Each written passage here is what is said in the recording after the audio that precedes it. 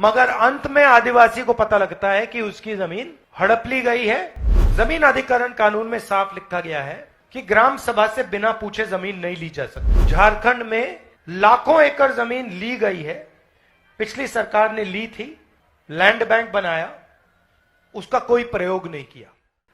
आदिवासी गांव से आ रहा हूं, वहां पे हमने आदिवासी महिलाओं से बात की और उन्होंने हमें बताया कि पूरे झारखंड में, पूरे देश में आदिवासियों से उनकी जमीन छीनी जा रही है किसी ना किसी बहाने से।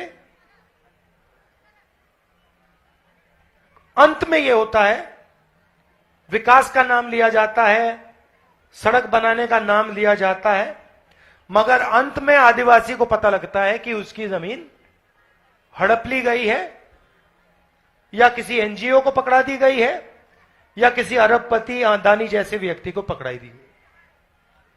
तो यह आदिवासियों का सबसे बड़ा मुद्दा है, उन पे केस लगा दिए जाते हैं।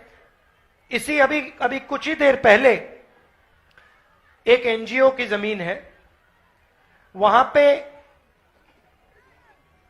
आदिवासियों की जमीन छीन ली, उनको कॉम्पनसेशन तक नहीं दिया और उनकी जमीन लेकर एनजीओ में डाल दी। उन व्यक्तियों से मैं मिला, फिर अफसर से मिला तो पहले अफसर मुझे कहते हैं, देखिए ये तो ग्राम सभा की जमीन थी।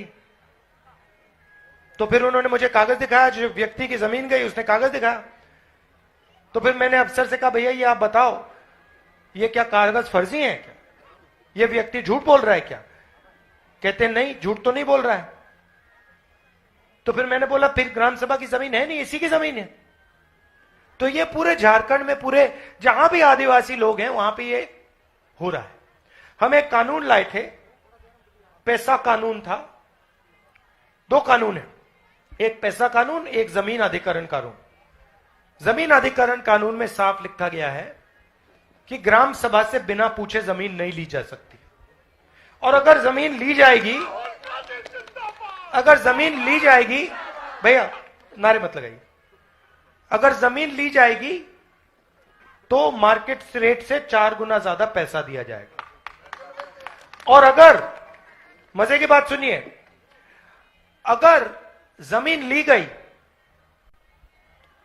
और 5 साल में उस जमीन का प्रयोग नहीं किया गया तो वो जमीन वापस दी जाएगी।